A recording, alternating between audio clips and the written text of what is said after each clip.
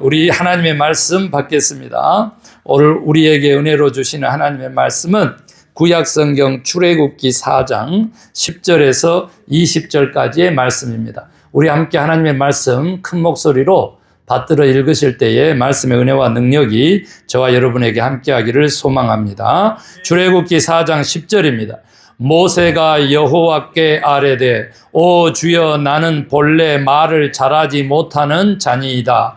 주께서 주의 종에게 명령하신 후에도 역시 그러하니 나는 입이 뻣뻣하고 혀가 둔한 자니이다. 여호와께서 그에게 이르시되 누가 사람의 입을 지었느냐? 누가 말 못하는 자나 못 듣는 자나 눈 밝은 자나 맹인이 되게 하였느냐? 나 여호와가 아니냐? 이제 가라. 내가 내 입과 함께 있어서 할 말을 가르치리라. 모세가 이르되 오 주여 보낼 만한 자를 보내소서. 여호와께서 모세를 향하여 노하여 이르시되 내 사람 내 형 아론이 있지 아니하냐? 그가 말 잘하는 것을 내가 아노라. 그가 너를 만나러 나오나니 그가 너를 볼 때에 그의 마음에 기쁨이 있을 것이라. 너는 그에게 말하고 그의 입에 할 말을 주라. 내가 내 입과 그의 입에 함께 있어서 너희들이 행할 일을 가르치리라. 그가 너를 대신하여 백성에게 말할 것이니 그는 내 입을 대신할 것이요 너는 그에게 하나님같이 되리라. 너는 이 지팡이를 손에 잡고 이것으로 이적을 행할지니라. 모세가 그의 장인 이드로에게로 돌아가서 그에게 이르되 내가 애굽에 있는 내 형제들에게로 돌아가서 그들이 아직 살아있는지 알아보려 하오니 나로 가게 하소서. 이드로가 모세에게 평안히 가라 하니라.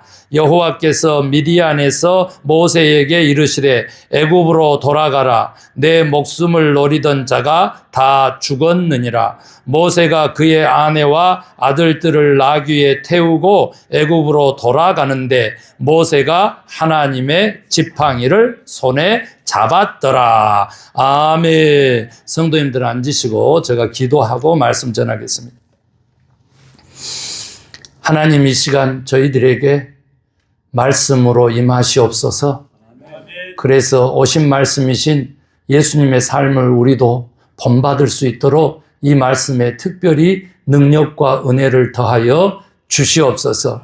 그래서 모세처럼 하나님의 구원사역에 쓰임받는 귀한 일꾼으로 우리가 세워지게 하여 주시옵소서. 말씀 들을 때부터 이미 우리들의 마음속에 말씀의 능력이 하나님의 은혜가 충만할 줄로 믿사옵고 실현되는 말씀에 주인공 되라고 명하신 예수 그리스도의 이름으로 감사하며 간절히 기도 올리옵나이다.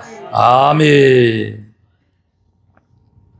오늘 본문의 말씀은 호렙산에서 모세가 하나님을 만난 그런 장면입니다.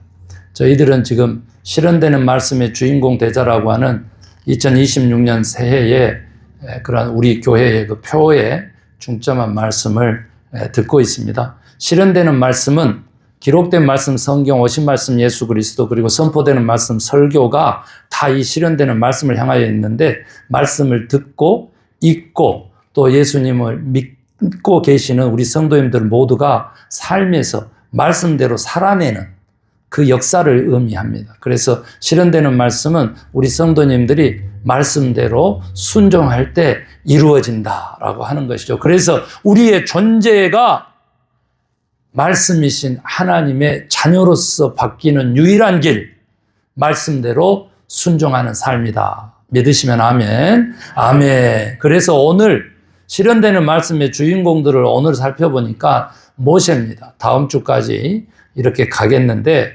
모세는 참 어렵게 순종하는 모습을 볼 수 있었어요. 왜 그런지에 대해서 잠깐 설명하면 굉장히 어려웠습니다. 예, 다 해서 5번 부인했다 이렇게 주석서는 얘기하는데 오늘 본문 앞뒤로만 봐더라도 4번 모세가 하나님에게 그 명령에 거부를 합니다. 그런데 하나님은 설득을 합니다. 위대한 하나님.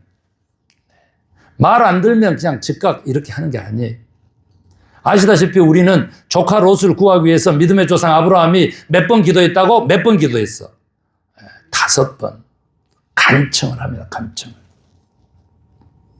하나님이 받아들이지만 간신히 롯의 가정만, 그것도 아내는 빼고 구원하게 되잖아요.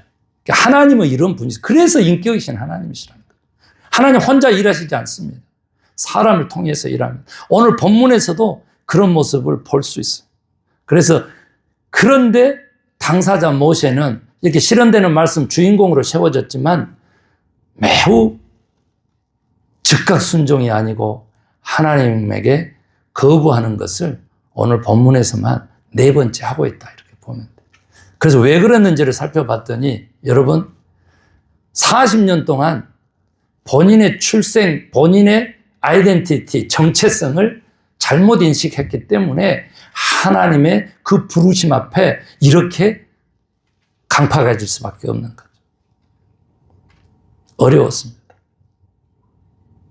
자기의 정체성을 어떻게 인식하느냐에 따라서 순종이 즉각되느냐 아니면 뻗팅기다가 억지로 하다 보니까 별로 효과가 없는, 별로 역사가 안 일어나는, 다른 사람, 자기 말고 다른 사람 한 사람도 구원 못하고 가는 그런 인생 되는 거예요.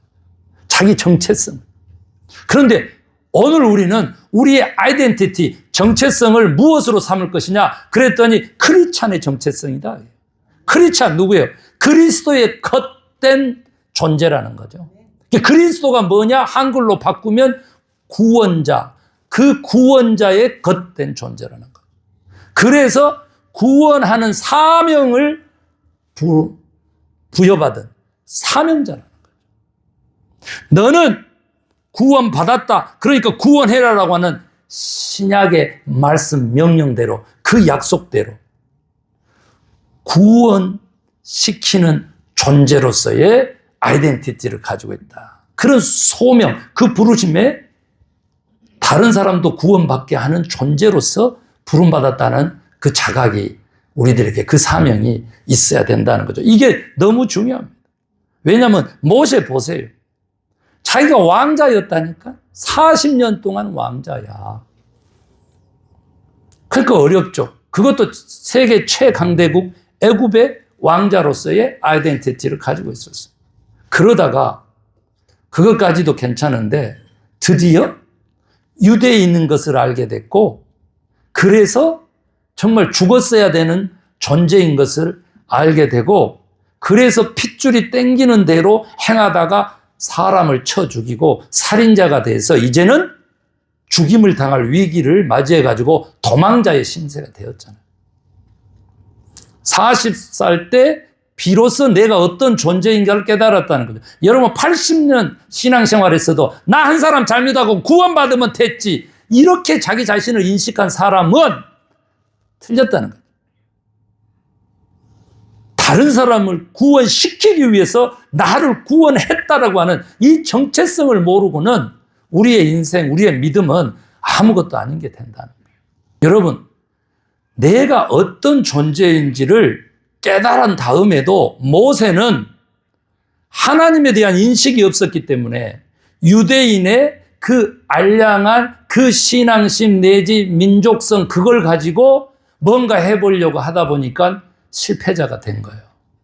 생명을 구원하는 존재였는데 그렇게 부름을 받고 그렇게 키워지고, 그래서 물에서 건짐을 받은 자 모세라고 하는 그 이름까지 주어지고, 그래서 애굽에 400년 동안 압제받고 종살이하고 억압받는 사람들을 구원시키는 그 도구로 그렇게 길러지고 있었는데, 그것과 아랑곳하지 않고 자기 방식대로, 자기 주장대로, 자기 뜻대로 행하다가 실패하게 된 거죠.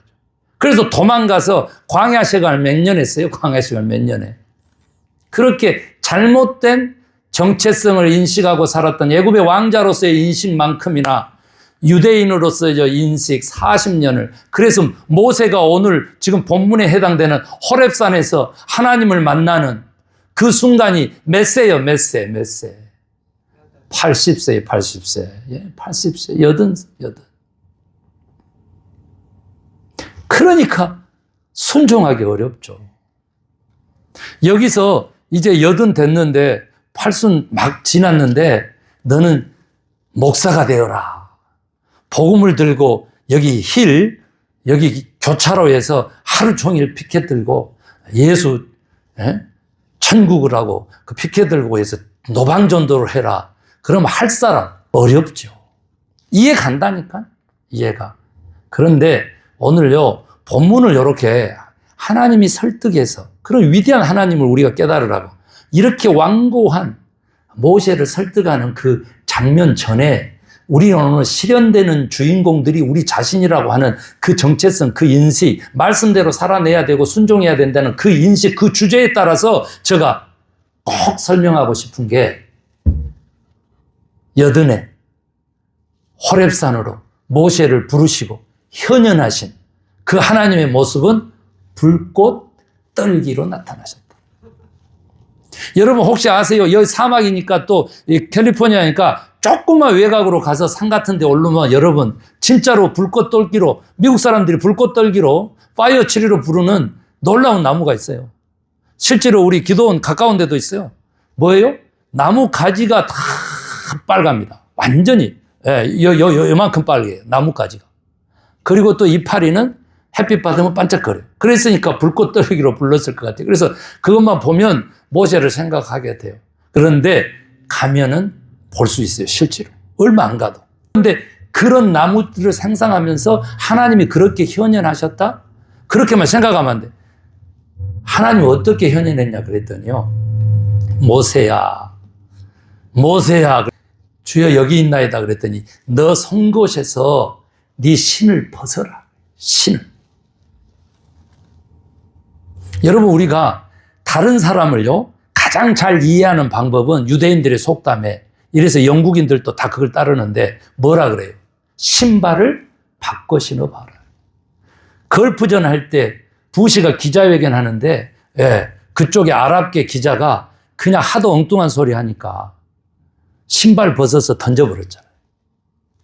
그게 신발로 낫바닥 그냥 때려버리려고 한 게 아니에요. 신발을 바꿔 신어서 사고를 하라고 강한 경고죠. 여러분, 하나님이 모세에게 너 산 자리에서 그곳은 거룩한 곳이니 네 신을 벗어라. 이렇게. 세상 생각 가지고 세상 때 묻었으니까 신발 벗어라. 이런 것도 있지만 여러분, 여지껏 니를 위해서 살아왔다면 그렇게 꿈도 없이 실패자로 살인자로 그렇게 죄인으로 살아왔다면 이제는 하나님의 도구로 하나님의 일꾼으로 하나님의 선지자로 살아라. 이런 뜻으로 신발 벗고 새 신을 신겨 주시는 하나님이시다. 새 삶을 살라는 거예요. 새 삶. 이것이 콜링이라는 거예요. 소명이라고 하는 거예요. 소명. 그 사명이 생긴다는 것이죠. 왜 불렀을까? 그 말이에요. 내 백성 구하라고. 그런데요, 얼마나 무서웠겠어요. 아니, 불타는 나무 속에서, 아니, 자기 이름을 부르니까 얼마나 무섭냐고. 그래가지고, 가서 400년 동안 종살이 하는 내 백성 좀 구해라. 이렇게 하니까, 당연히 모세가, 아니, 내가 간다고 칩시다. 누가 나를 보냈다고 합니까? 그래서 5번이에요. 오늘 본문은 4번 나타나는데. 누가 나를 보냈다고 합니까? 이렇게 물어보는 거예요. 그러니까 당신 누구냐 소리를 못하는 거예요. 못하고 그러면 내가 가라는데 가겠는데 누가 나를 보냈다 그럽니까? 그랬더니 하나님이 자기 이름을 최초로 공개하는 겁니다. 그전에는 뭐라 그랬어요? 이 구원자 되기 전에는 엘로힘입니다. 엘로힘. 그런데 이제 출애굽 이후에 여기 지금 모세를 보내는 이 하나님 이름을 여러분 뭘로 지었을까요? I am who I am. 이렇게 됩니다. I am who I am. 나는 나다. 나는 스스로 있는 자다. 내 이름은 스스로 있는 자야. 내 이름은 존재 자체야. 그거예요. 저도 이제 뭐 연예인들만 자체 발광이 아니고 저도 이제 좀 건강하고 딱 빼면은 좀 이렇게 좀 자체 발광이 있어요.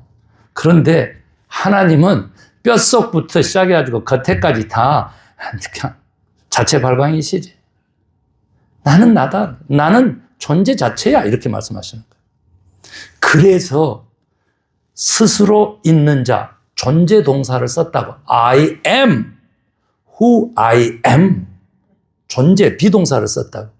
그게 무슨 뜻이냐라고 했었을 때 오늘 우리들의 삶, 그 삶을 주권하시는 하나님이란 뜻이고 그 삶에서 하나님의 말씀대로 순종할 때 실현되는 말씀의 주인공이라고 하는 바로 그 뜻이라 그 말이에요. 뭐가? 하나님의 이름이.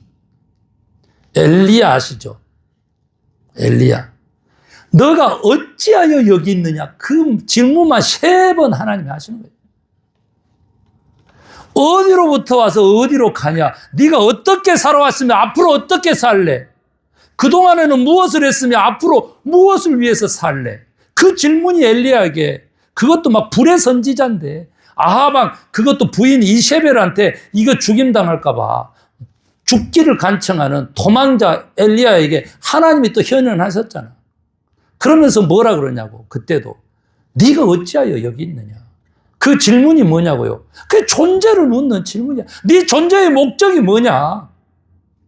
네 존재가 어떤 존재냐. 제가 말했던 초에 얘기했던 아이덴티티, 정체성에 대한 인식이 어떤 상태인데 라고 물어보는 거예요. 존재죠. 그래서 하나님은 존재적인 하나님이신데 이 존재적인 하나님을 못 만나면 우리들의 삶을 변화하는 믿음으로서 신앙으로서 그런 하나님의 능력을 힘입을 수 없다는 거예요. 이것이 인격신 하나님을 만나서 우리의 인격이 변화받아야 되는 신앙의 가장 본질, 정수를 깨닫는 거야. 80년만 신앙생활 하는 게 중요한 게 아니고 그 인격 속에서, 그 삶 속에서, 그 마음 속에서, 그 씀씀이 속에서, 그 배려 속에서 그리스도의 향기가 나야 그리스도인이라는 거죠. 눈빛에서, 말에서, 마음 씀씀이에서, 생활에서 이렇게 해서 하나님을 지금 온전하게 인식하는 이 과정이 우리에게 필요했고 모세에게도 필요했다 그 말이죠. 여러분, 엘리야 얘기로 빠져나갔는데 다시 돌아오면 오늘요 하나님의 이름을 묻고 깨달았던 이 모세는 이제는 뭘로 첫 번째 거부를 하냐면 내가 누구간데 저들에게 갑니까? 이렇게. 저는 누굽니까? 이렇게 물어보는 거예요. 저는 누굽니까? 뭐예요? 나 자격 없습니다 하면서 존재 자체를 부인하는 거예요. 하나님의 콜링 앞에서, 소명 앞에서, 사명 앞에서 거부하는 거죠. 난 자격 없는 사람입니다. 내가 누굽니까? 아, 실패자 아닙니까? 살인자 아닙니까? 너 죽이려고 하는데요? 그 사지를 어떻게 갑니까? 이거죠. 그런데 하나님이 설득합니다. 어떻게? 내가 너와 함께 가겠다. 네 혼자 보내는 게 아니야. 내가 함께 간다. 이렇게 얘기를 합니다. 그 다음에 두 번째는 뭐냐면 하나님이 나를 보냈다 그래도 그래서 야훼, 여호와, 야훼 하나님 그 존재적으로 우리를 구원하시는 그 하나님을 내가 소개한다고 하더라도 사람들이 믿지 않을 것입니다. 저 사람이 애굽의 왕자로 살다가 권력에서 밀려가지고 동생한테 죽임을 당할 위기를 취해가지고 간 그 왕자 아니냐. 안 믿을 겁니다. 이렇게 얘기해요. 하나님이 또 설득을 합니다. 아브라함의 하나님, 이삭의 하나님, 야곱의 하나님이 바로 너를 보냈다고 해라. 조상의 하나님이 너를 보냈다고 해라. 막 그렇게 설득을 합니다. 그 말을 했어도 아니요, 안 믿을걸요. 그렇게 얘기를 해요. 왜 그럴까요? 두려움에 휩싸였습니다. 여러분 한번 보십시오. 내가 너와 함께 가겠다고 분명히 얘기를 했음에도 불구하고 실제로 맞닥뜨리는 현실 앞에서는 우리는 다 두려움을 가지고 있어요. 순종은 감정이 아니라 하나님의 말씀을 의지하는 데서 오는 겁니다. 그랬더니 이 얘기합니다. 나는 오늘 본문 이제 말씀 나오죠. 10절부터 나는 말이 어눌합니다. 말을 잘 못하는데 저 사람들을 어떻게 내가 설득합니까? 그랬더니 하나님께서 누구를 예비하셨어요? 형 아론을, 말 잘하는 아론을 그렇게 예비하셨어요. 그게 놀라워요. 놀라워. 하나님의 말씀은 진짜 놀라워요. 여러분은 그냥 읽었을지 몰라도 한번 보십시오. 모세가 간다고 하기 전에 하나님이 형 아론을 예비했는데, 간다고 하기 전에 뭐라고 말씀하셨냐면, 네가 가기만 하면 형이 너를 보면서 마음이 벌써 기쁠 것이다 그래. 그러니까 네가 형 나하고 같이 가서 바로 만나가지고 애굽 백성들 노예 해방시켜달라고 얘기 좀 해주세요 하는데, 그 말 듣자마자 예스, 마음이 되게 기뻐할 것이다, 이렇게까지 표현한 하나님 위대하시죠. 그런데 또 안 간다고 합니다. 이렇게 능력 부족이라고 막 해서 대안까지 다 해주는데 뭐라 그래요? 오늘 본문에 우리 봤잖아요. 차라리 다른 사람 보내세요. 다른 사람. 회피하는 거지. 다른 사람 좀 보내세요. 그랬더니 그때서 하나님이 마지막으로 어마어마하게 진노하셨다 그랬어요. 진노해가지고 내가 너와 함께 가겠다고 하는데 왜 자꾸 그래? 이렇게 얘기를 합니다. 그리고는 이제 딱 한 달락에 마무리 졌는데 우리가 20절까지 읽었잖아요. 그런데 18, 19, 20절에 딱 보니까 모세가 십보라 와이프를 설득하고 자녀들을 해가지고 짐을 싸고 장인 이드로한테 이제 외국으로 돌아가겠습니다. 우리 형제들이 잘 있는지 한번 보고 싶습니다. 세상에 40년만. 저 아직 미국 온 지 40년은 안 됐거든요. 다 돼가요. 돌아가고 싶습니다. 가겠습니다. 이래. 그래서 장인이 예스를 해줘요. 예스를 해줘. 그랬더니 이제 하나님이 어떻게 위대하신지 한번 보세요. 그리고 모세가 어떤 사람인지 한번 보시라고. 이미 지금 모세가 스스로 결단을 하고 이미 다 했잖아요. 그런데 하나님은 19절에 친히 말씀을 해주시는 거예요. 친히 말씀을. 모세가 먼저 간다고 하고 하나님이 모세를 찾아와 가지고 그래, 잘 결정했어. 네를 죽이려고 하는 사람들이 이미 싹 다 죽었다. 다 죽었다. 다 죽었다. 그러니까 안심하고 가라. 이렇게 했어요. 이 말씀이 미리 있었으면 이렇게 감동하지 않았을 거예요. 그런데 모세가 결정하고 이드로하고 얘기하고 사람들이, 인간들이 이미 다 모든 짐을 싸고 그렇게 행하려고 하는 순간에 하나님이 이 말씀을 나중에 하신다는 거예요. 자, 먼저 다 예견했어요. 형이 너를 환영할 것이라고. 예비했다, 말 잘하는 형을. 동역자를 붙이겠다, 이렇게 말씀하셨어요. 그랬는데도 불구하고 다시 이 말씀을 나중에 또 하고 설득하는 장면처럼 쓰여져 있는 것이잖아요. 그런데 이것도 위대하신 하나님을 만날 수 있는 아름다운 그런 광경이에요. 그리고 실제로 모세는 가는데 가장 결정적인 거, 두려움에서 이렇게 5번이나 거부를 했는데 결정하고 난 다음에 가져간 거, 손에 쥔 것이 여러분 뭐예요? 손에 쥔 것이. 손에 십자가 말고 손에 쥔 거, 모세에게는 이제 십자가 나오기 전인데, 예, 십자가에 해당되는 것일 수도 있어요. 뭐예요? 지팡이입니다. 이 지팡이가 어떤 지팡이냐면 모세를 설득하기 위해서 목동 쳤던 그 지팡이를 가지고 바닥에 내려놔. 그랬더니 뭐로 됐어요? 뭐로 됐어? 오늘 제가 10절부터 읽어서 그러는데 뱀이로 됐어요. 뱀으로. 무서웠죠. 그래가지고 도망가는데 그러지 말고 꼬리를 잡아 그랬더니 꼬리를 잡으니까 다시 그 뱀이 뭐가 됐어요? 지팡이로 변했어요. 그 다음에 그래도 말 안 들으니까 겨드랑이에 이렇게 하라 그랬어요. 고개 숙이고 있는 사람은 몰라. 그리고는 네 손을 펴봐라 그랬어.